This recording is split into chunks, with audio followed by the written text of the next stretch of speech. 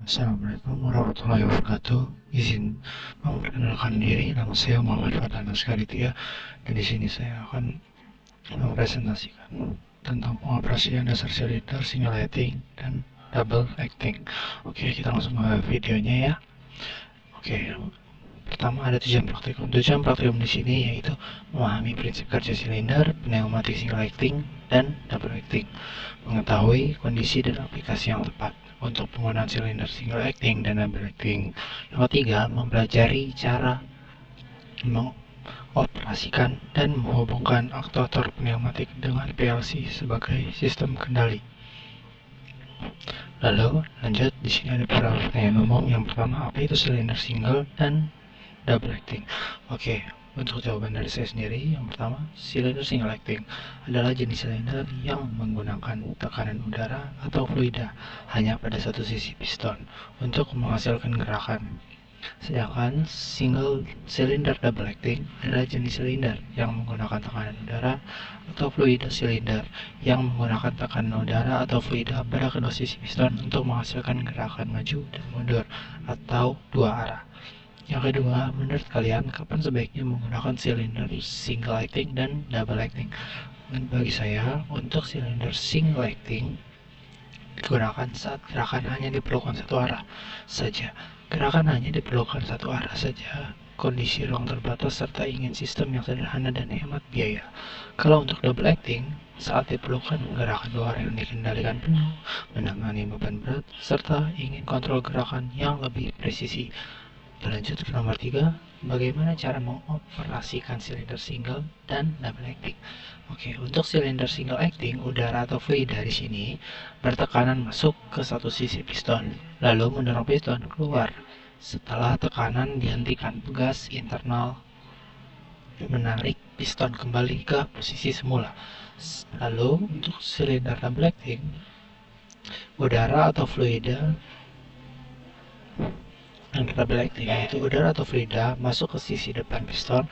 Setelah itu piston terdorong keluar atau maju. Udara atau fluida dialihkan ke sisi belakang piston, lalu piston tertarik kembali atau mundur. Itu untuk silinder double acting. Oke, kita lanjut ke nomor 4.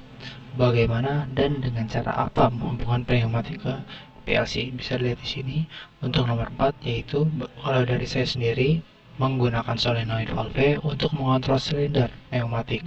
Lalu hubungkan solenoid valve ke output PLC, biasanya 24 volts di DC. Jika perlu, deteksi posisi pasang sensor atau limit switch atau proximity di silinder dan hubungkan ke input PLC. PLC nanti akan mengirim sinyal on atau off ke solenoid untuk mengatur aliran udara silinder bergerak sesuai program. Itu untuk pertanyaan umum yang bisa saya jawab. Lalu di sini bisa dilihat, di sini ada silinder single acting. Jadi untuk silinder single acting sendiri, nanti dia di bagian pegasnya akan hanya terdorong seperti ini.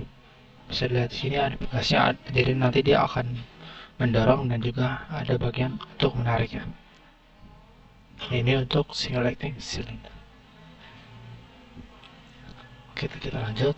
Lalu di sini ada beberapa penjelasan mengenai single acting.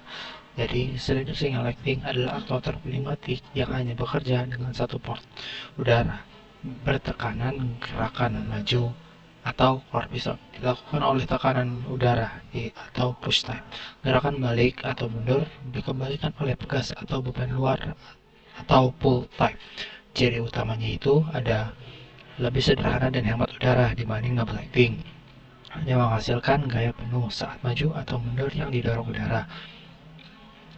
Sedangkan saat balik oleh pegas lebih lemah, banyak digunakan untuk menjepit, penekan, atau mekanisme ejektor. Lalu di sini ada kelebihan dan single acting dan kekurangan single acting.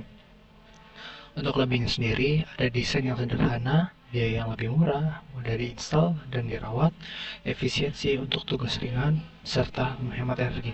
Untuk kekurangan sendiri dari single acting adalah gaya kerja terbatas, tidak cocok untuk beban berat, gerakan hanya satu arah aktif, rentan haus pada pegas, serta langkah terbatas. Untuk contoh aplikasinya, yaitu ada mesin penjepit otomatis, yaitu silinder mendorong penjepit untuk menahan benda kerja. Setelah proses selesai, pegas menarik piston kembali secara otomatis. Lalu yang kedua ada sistem ejector pada mesin cetak atau injection molding, digunakan untuk mendorong keluar produk plastik dari cetakan setelah penggilingan. Setelah itu, piston kembali dengan pegas untuk siap siklus berikutnya. Itu untuk penjelasan dari single acting. Lalu di sini ada silinder double acting. Bisa dilihat di sini, dia double acting itu nanti akan ada angin yang masuk. Jika dimasukkan, nanti dia akan mendorong dan angin itu akan keluar. Di sini ada pressure in, ada angin masuk, dan ini untuk angin keluar. Nanti dia akan mendorong untuk keluar. Seperti itu. Nah, bisa dilihat seperti ini.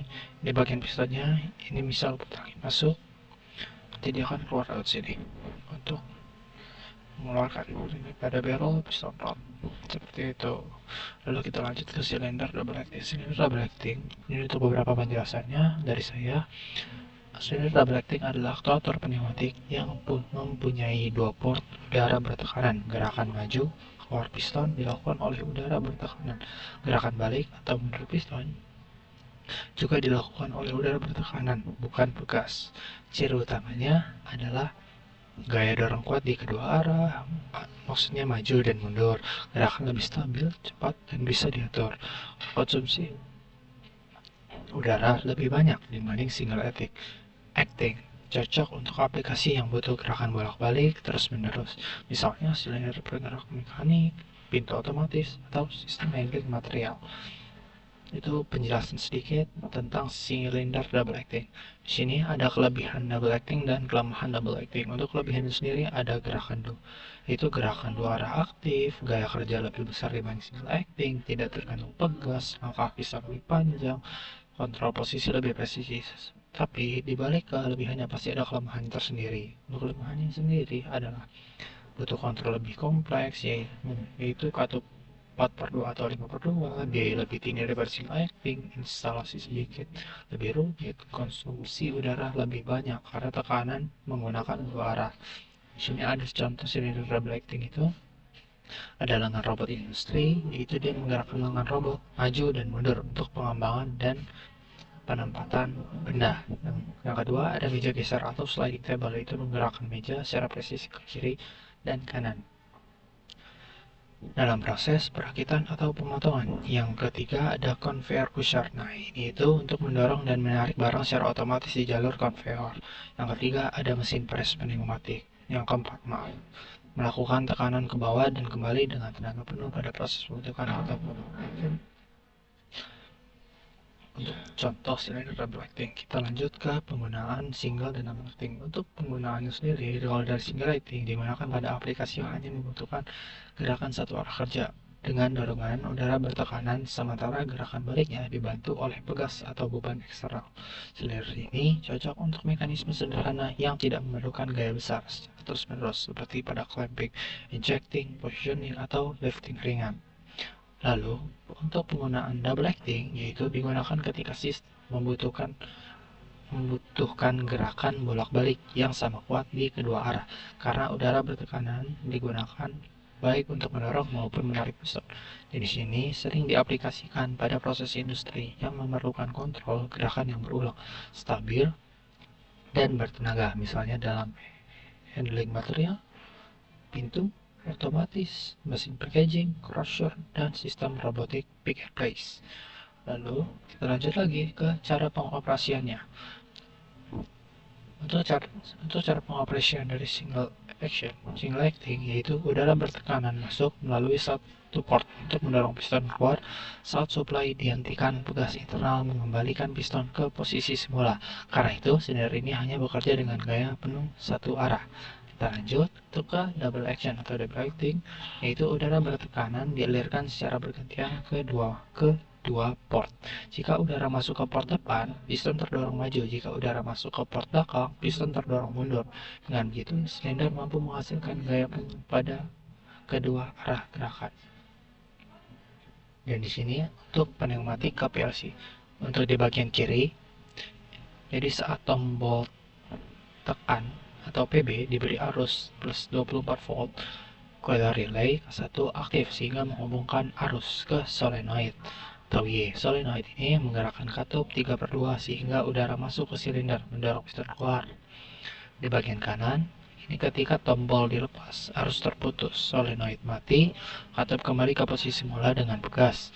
Udara keluar melalui port exhaust dan piston kembali ke posisi awal karena bekas silinder. Sini ada ladder PLC.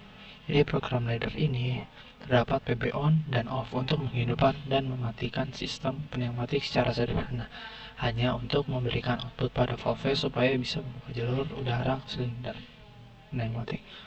Dan di sini kita menggunakan ladder PLC ini di aplikasi CX1 Programmer seperti itu. Dan di sini ada rangkaian praktikum untuk pneumatiknya sendiri. Oke, mungkin itu saja video yang dapat saya sampaikan.